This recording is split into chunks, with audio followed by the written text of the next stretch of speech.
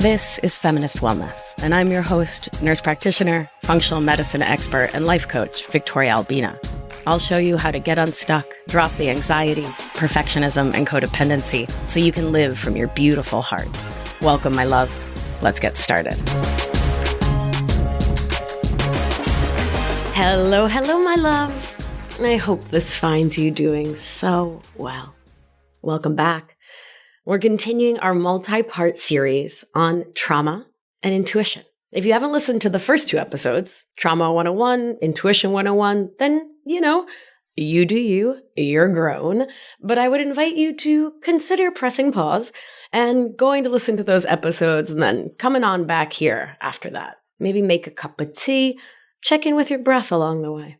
So as a quick recap, trauma is our mind-body's super amazing and totally natural, normal mammalian response to nervous system overwhelm. When the world presents more than our nervous systems can integrate, when we don't get the co-regulation or calming support we need to feel okay in a scary moment, then our nervous systems get activated into the sympathetic state, known as fight or flight, ruled by adrenaline and eventually cortisol, our stress hormones. And if we continue to feel scared, alone, unattuned to, we can go into dorsal, the freeze state of the nervous system. And we call that a trauma response. Trauma can present itself in in-your-face ways, like the after effects of being involved in a major car crash, for example, or in the equally intense but slow burn response to being chronically undercared for or cared for in ways that don't actually resonate for us by the grown-ups in our lives, as is so often the case in homes ruled by emotional outsourcing, homes where codependent, perfectionist, and people-pleasing habits rule the proverbial roost. And everyone responds differently to life events, even the stuff that would seem objectively challenging or are easily labeled as traumatic, which is why it's imperative that we remember trauma isn't the thing that happened. It's how your perfect nervous system responded to protect you. So two people in a car crash or a war zone or a home where there was neglect or perfectionistic demands might have wildly different responses to the same lived experience. One may hold on to fear, pain, while the other may black out. Forget that the crash or stress even happened. One might just be okay. And one response isn't better than the other, they're just different. And we honor the multitude of human experiences and the resonance of that experience in our bodies.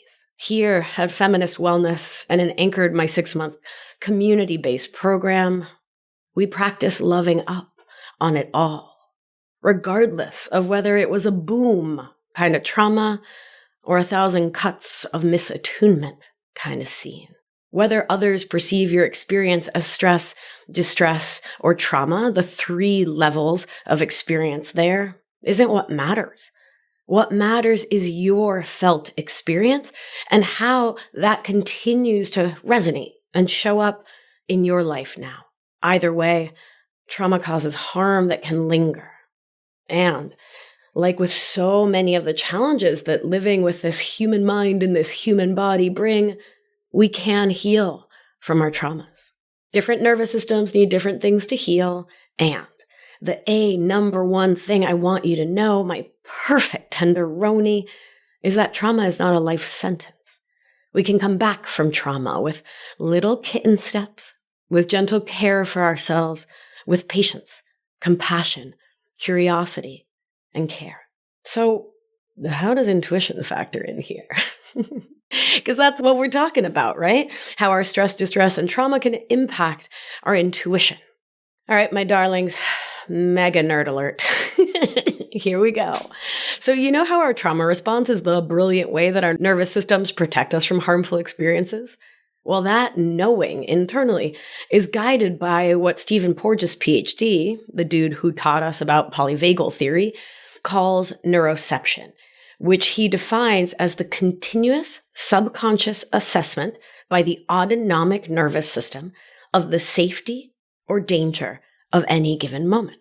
So our beautiful brains are constantly communicating with our guts, like our actual guts, taking in information about the world outside through our eyes, our ears, our nose, and our brains are communicating via our nervous system and the vagus nerve about the state of our body's inside, which us nerds call interoception. Ception to know, interoception, internal knowing, right? The knowing of what's going on within the animal that is you. And we pair that with exteroception, X outside, right? Or awareness of the world outside of ourselves, and put that together into the puzzle that is, am I safe now?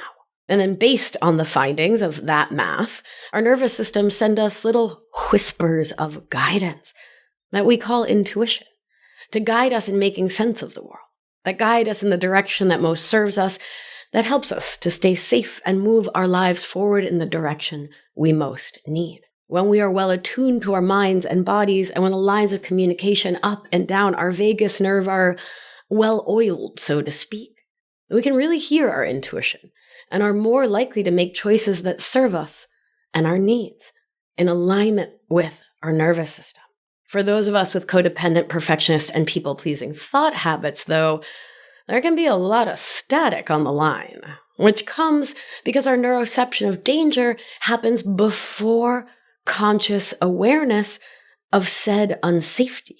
And that neuroception, right, our brain, our body being like, ooh, danger town, can activate or trigger defensive or reactive thoughts, feels, or actions in the think, feel, act cycle, whether there is an actual scary or not. Much of the time, our neuroceptive systems are able to accurately detect and alert to danger, for sure. And, they can do an oopsie. Okay, but it's not an oopsie per se, right? Rather, it's just that our nervous systems are not alerting to the here and now, but instead to the there and then. That is to say, our nervous systems love us so much that at the slightest provocation, they'd rather scream, "The sky is falling," and be wrong than to have us die. Which frankly is a very polite intention for sure, but it does mean that sometimes we freak out. We go into sympathetic activation, fight or flight, when there is nothing wrong in this here and now, but rather there's a whisper of something that smells like past hurt. Like if a lover leaves your house to go home after an amazing date and your nervous system screams, "I'm being abandoned." So you get anxious. And what's relevant here is that you might mistake that voice from fear, from the past, from anxiety, for your intuition. And it's just not. It's the past echoing in your mind body. And our work is to discern the difference. And understanding the nervous system further helps us in that discernment, to understand that our own history of stress, distress, and trauma can urge us to stay firmly in the familiar, the comfortable, to not do the new things, silly things to a nervous system like be vulnerable, open, interdependent. Because the old things, chameleoning, shape-shifting, people-pleasing, living from our emotional outsourcing, our codependent thinking, well, your nervous system says, let me do those things because they haven't killed us yet. So when we attempt to live in a new way, to think and feel in a new way, a voice can arise that can sound like our intuition that says, nah, skip that. Stay in the old, stay in the familiar. And that's when contextualization and reality checking really helps. More on those remedies in a wee minute. A further block to hearing our intuition is that we may be overly attuned to the needs and wants of others, or totally disconnected from ourselves, which can make telling the difference between intuition, anxiety, nervousness really challenging. Not only that, but the struggle we feel in discerning, the second guessing, the self-doubt that can become our norm when we experience emotional outsourcing, particularly in childhood, and the things like gaslighting that often come with it, can itself provoke more of that anxiety and nervous energy that get in the way of really hearing our intuition, of really making the decisions that move us towards more internal and external love, more honesty, more healing. Finally, Believing that intuition is a binary yes-no kind of thing can keep you from trusting and believing your intuition. It's not a thing that either you have or don't that works or doesn't. It's a thing that we all had full access to as newborn babes and get to reconnect with in gradual degrees. Slowly but surely, once again, kitten step style. So if right now you're like, oh my God, I have zero connection to my intuition, just know that that's not true. And that by remembering how to tune into it, to honor and listen to it and distinguish it from the voices of fear, worry, etc., you can start to hear it 1% and 1% and 1% more. And that, my love, certainly adds up. So, my nerdy and perfect darling, where does our intuition come from? Well, it starts early. Every little baby is born knowing exactly what they want, what they need, and they are not afraid to scream about it until they learn not to. When we think about infant nutrition, we may go right to eating healthy foods, but just like little ones need nutritious food for full body and brain development, all young humans also need regular and predictable contact with caregivers to develop in the healthiest way possible. Good early contact nutrition, which is a term from Diane Poole-Heller's DARE work on attachment, comes about when our caregivers are present and engaged with us in those early years.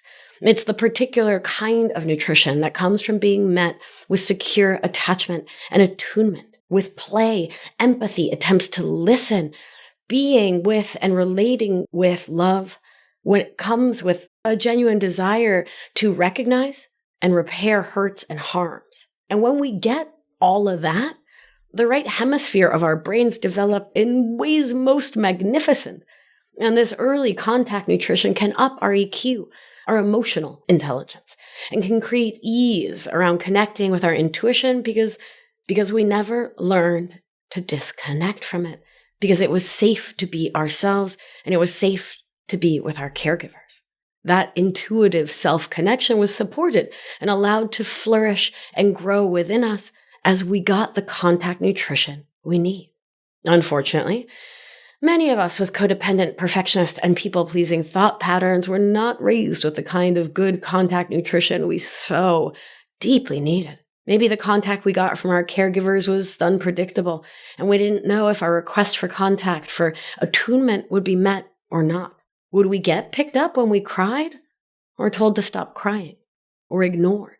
Would we get a goodnight hug and kiss, or lay in bed wondering if anyone was going to check on us? When we, itty-bitty, perfect and magical little us, felt like our need for contact might or might not be met, we got smart. We did the most genius thing we could possibly do in that position of dependence on others, which is natural and normal as children. We worked super hard to learn how to read other people, to cue into their moods and emotional shifts so that we could interpret them quickly and adjust our delivery of self to try to source safety. And what we didn't realize is that we were attuning outward. That's the muscle we were building instead of attuning inward. We listened, watched, learned about them instead of us. And slowly, we learned to hear them more than our own intuition. And as this becomes a habit, a survival skill, we can grow up learning to look for comfort in a way that doesn't actually serve us. That is functional in a literal survival way, but dysfunctional when it comes to hearing our own inner insight and guidance in a way that teaches us that we should just push down our feelings rather than risk bothering the people who we would normally look to for comfort and support. And all of this gets written into our limbic systems, more on that in episode 153, Inner Child Science, into our nervous systems, episode 174, and so many others, and into our soma, our bodies, as the safest path forward. So fast forward to adulthood, and our inner children who are still seeking attention and love pop up and sound the alarm bell of a past hurt when there is no real and present danger, activating our nervous system to react to life being lifey instead of responding from our wise adult selves, instead of being guided by our intuition. Because remember, Our unfinished, incomplete emotional and bodily experiences reside within us until we are able to meet and complete them. The feelings from childhood and our teen years, etc., those feelings don't just resolve on their own until we learn to hold space for their resolution, which is the work we do in Anchored on the Daily, so we can stop buffering against our own feelings. Because all that pushing them down and away drives us towards acting from our subconscious and leads us to call that old, emotionally driven, nervous system-based, scary story our intuition when it's not. As adults, this habit can leave us highly attuned to the anxious or people-pleasing voices instead of us. That voice that is sometimes straight up wrong about other people's needs and feelings, rather than attuned to the calm, quiet voice of intuition inside each of us. That leads us into patterns of externalizing, of looking outside ourselves for feelings of okayness. Like we've talked about so many times here before, it's 100% perfectly normal to lean on the people in our lives who we love and trust for support and comfort when we need that mammalian co-regulation of our nervous systems. However, doing that is very different from feeling like the bottom is going to fall out if the people around us either are, or we perceive them to be, off kilter or grumped with us or annoyed or distant in some way. So, what does this have to do with intuition again? Yes. Okay. The key question here is, how do I, with my codependent, perfectionist, and people-pleasing thought habits, know what is my intuition and what is anxiety? Or a history of stress, distress, or trauma living in my body? How can I tell if the part of me that is telling me to do something or not do something is coming from my old emotional wounding, my inner children's, a hurt part of me, trauma, or from a deeper, wiser, more true and tuned in part of me? Well, the difference, my kittens, is this. Your intuition will always, always, always, always speak to you in a clear, loving, non-judgmental way. The voice or the energy may be soft and gentle. It can also be firm and even loud if that's what's needed to get the message across, especially if you're in actual physical danger. Regardless of the volume, the tone of intuition is always loving and will never, ever bully you, never speak with anger, fear. It'll never be mean. Your intuition is strong and confident, but never belittling, condescending, negating. It will tell you what you need to hear, even if that isn't what you want to hear. Your intuition may disappoint your ego, may be the opposite of your desires and wants on occasion, my sweet love.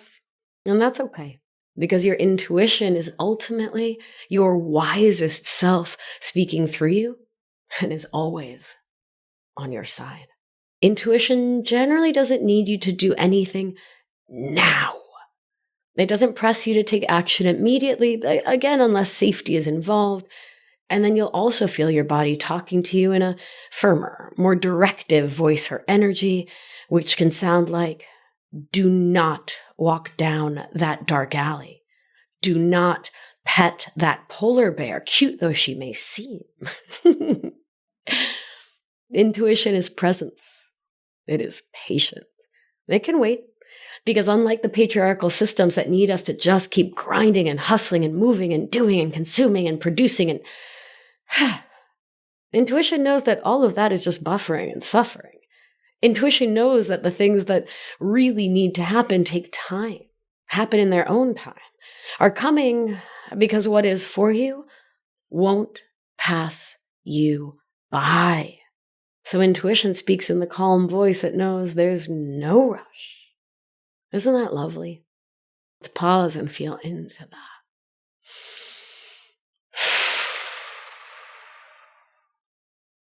Now, let's talk a little bit about what intuition doesn't sound like, so you can really hear the difference. So intuition has no emotional attachment.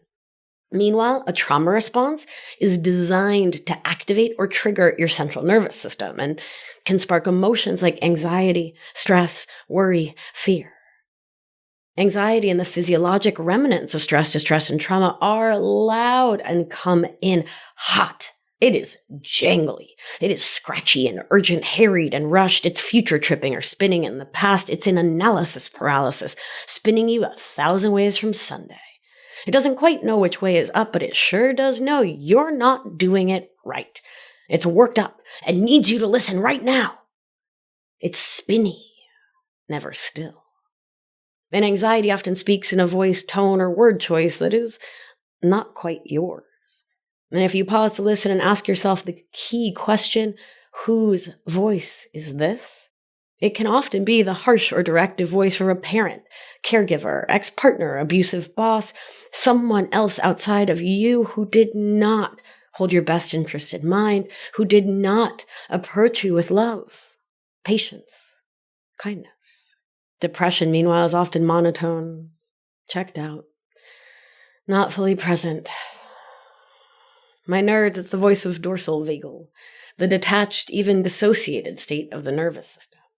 It's doing everything it can to keep you from being in the here and now, in this moment. Because that voice believes that being where you are now might just kill you. So it takes you right out of the moment, and its tone expresses that state. It tells you, you should just doom scroll with the TV on while you YouTube videos autoplay on your laptop. Your partner doesn't love you. Why even bother trying?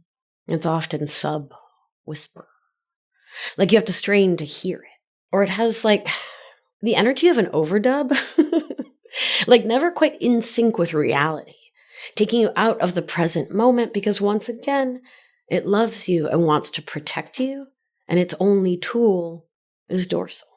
Intuition, on the other hand, it has what we nervous system nerds call prosody of voice, which is the gentle sing-song tone of voice that I have. That supports bringing and keeping our nervous systems in ventral vagal, the safe and social, present and connected part of the nervous system. It's inviting versus coercive. It's pure love, that intuition, and sounds like, hi, love. It's me, your intuition. Listen, I'm seeing a little red flag in this dating situation. I'm seeing the signs that you might be settling again, and I just want to lovingly remind you that we said we weren't going to do that. I'll invite you to consider pumping the brakes here, my darling, checking in, spending some time with you before you text her back. It's the gentle antidote to your brain's overthinking and spinning, and your intuition is not interested in any moment other than the present one. While your brain, your nervous system, loves to time travel from moment to moment, especially when you have a history of trauma. Because trauma loves to take us out of the now and catapult us into the past or future and rush us towards a decision. Because a trauma response is the activation of the past in this moment, while intuitive communications are now with no baggage. So intuition is never ever rushed, because why would it? It is slow and deliberate and truly believes that there is plenty of time, and that time is a mental construct, that you don't have to believe it. You can just trust that time is infinite and that you are deeply guided in life, and that your intuition will direct you to the next right step for you, because your intuition is the voice of the purest self-love and wants you to enjoy your life, to revel in it, to have pleasure and fun and joy, to have beautiful relationships and friendships, and to grow and grow and grow, and to live into the essential human task, which is to live in and from our authenticity with a full open heart. And that's what your intuition will always guide you towards. Always. And, of course, it bears saying, intuition doesn't always talk or have a literal voice within you. It can totally be a feeling, a felt sensation, where the same idea applies. While anxiety might feel like a racing heart, sweat forming, eyes darting, and depression may feel like an elephant on your chest and weights on your legs, intuition feels light. It feels right, present, calming, grounded, and with you. It feels supportive and on your side. Intuition feels true. Every cell in your body relaxes when intuition comes to the party. Even if it's not good news or something you like or want to hear, it just clicks and you know it's true. You can, with time, practice, patience, relax into it. And it can be subtle for sure, absolutely. And you get clear on it by paying attention to it. Where attention goes, intention flows, says the old saying, right? So you can move towards trusting and believing it and letting it guide you in your decision making. Because we use our intuition to decide which way to go and our mind to chart the clear path forward. That's the connection between the somatic work I do and the thought work that I find so incredibly helpful. So for those of us with early attachment wounds, who have trouble sifting through what's anxiety, what's trauma, what's the wounded inner child, and what's intuition, the remedy is coming back to ourselves, anchoring ourselves in us, relearning, remembering what our own voice sounds like. We get to reconnect with the part of us that is looking out for our best interest, that is always, always, always on our side and speaks to us gently with love. A beautiful place to start to reconnect with this voice is through the breath.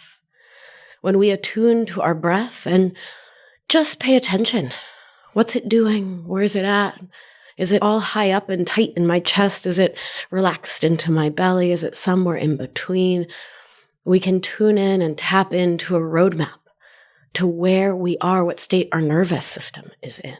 When we take deep, mindful breaths with a focus on a long, slow out, we activate our parasympathetic nervous system, our rest and digest state, our ventral vagal safe and social energy. And in this state, we can start to listen in. Because the voice of intuition is the voice of ventral vagal. And remembering that can remind you that when you're in sympathetic or you're in dorsal, that is not likely when your intuition speaks. Or if it speaks, it's more challenging to hear it, right? Because it gets all fuzzy and tumbled up in that nervous system state that keeps you from feeling grounded. For those of us who like to move our bodies, somatic work and activities like yoga or mindful meditative walking can help us to reconnect to that deepest self. To the self that trusts that it will get what it needs in due time, the self that knows life is abundant. And through those practices, we can start to recognize that voice as a felt experience within us. Intuition craves spaciousness and a clear mind. Some of the folks in Anchored have shared that they find there's a pattern to their intuition, that it's often easier to connect in with it early in the morning before the clutter of the day settles in. And that's often when we can hear our intuition most clearly. One Anchored family member shared that the shower was where she often heard her intuition coming through, that connecting with the element of water really helps her. I love to light a candle and connect in with fire. And what helps me drop into a space where I can hear that loving inner voice is time in nature, connecting with Pachamama, Earth Mother. I would invite you to take some time to tune in and see if there are consistent times of day, places, energies, elements that help you settle into your intuition so you can hear your inner voice more clearly. And by practicing actively, consciously connecting with my intuition, I can feel and discern more and more what intuition and not intuition feels like in my own body. And I know the thoughts and feels that lead me to mistake a trauma response for intuition, like when my mind is telling a fear story, a scarcity story, or when my brain is saying that I'm lonely, or when I feel sad. So I don't make major decisions from those narratives or emotions because I know I'm not as guided by my intuition. And so those decisions can wait. Or I can use my tools, like mindfulness, meditation, breathwork, somatics, all the things we do in Anchored on the daily to reconnect with my intuition so I can make aligned decisions. And this is where contextualization and reality checking really helps. Really pausing to look at the situation you're in, to zoom out and to connect in with your nervous system state and to just get clear on what the what is. Right? Like what's happening in your environment And is that supportive for you, hearing your intuition or responding from an old story, from stress, distress, and trauma? Another core tool we practice in Anchored is the tiny daily check-in. Practicing hearing your intuition around things you kind of already pretty much know the answer to, right? So this is asking your body, your intuition, do we want coffee or tea, burger or pizza, pants or a skirt, etc., etc.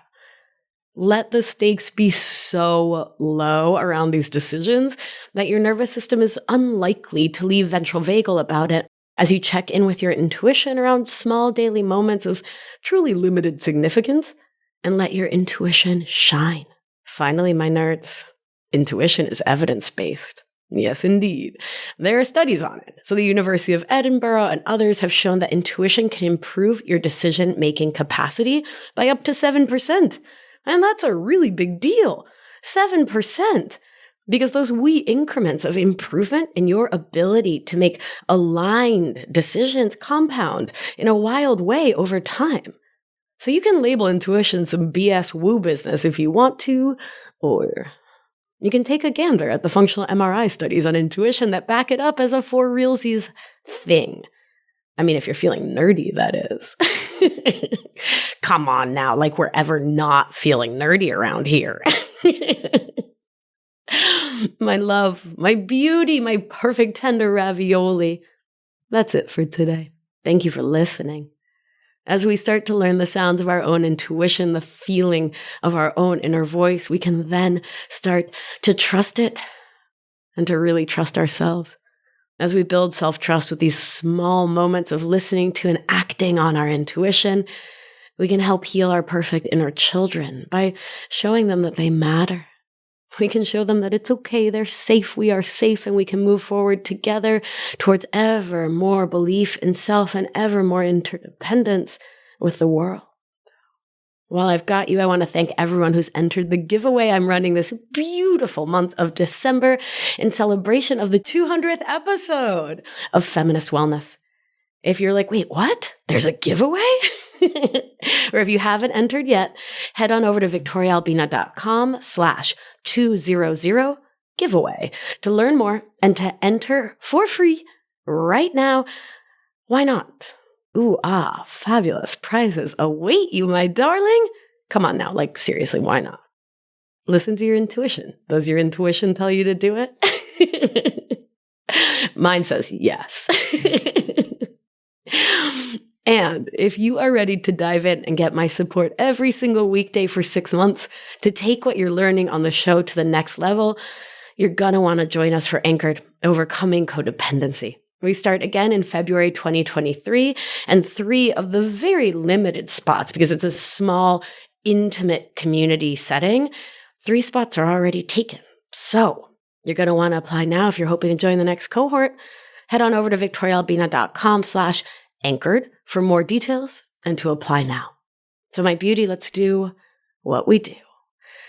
Gentle hand on your heart should you feel so moved.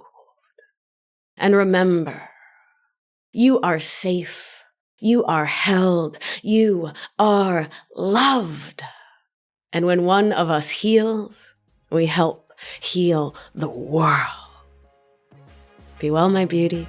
I'll talk to you soon. If you've been enjoying the show and learning a ton, it's time to apply it with my expert guidance so you can live life with intention without the anxiety, overwhelm, and resentment so you can get unstuck. You're not going to want to miss the opportunity to join my exclusive intimate group coaching program. So head on over to victoriaalbina.com/masterclass to grab your seat now. See you there. It's going to be a good one.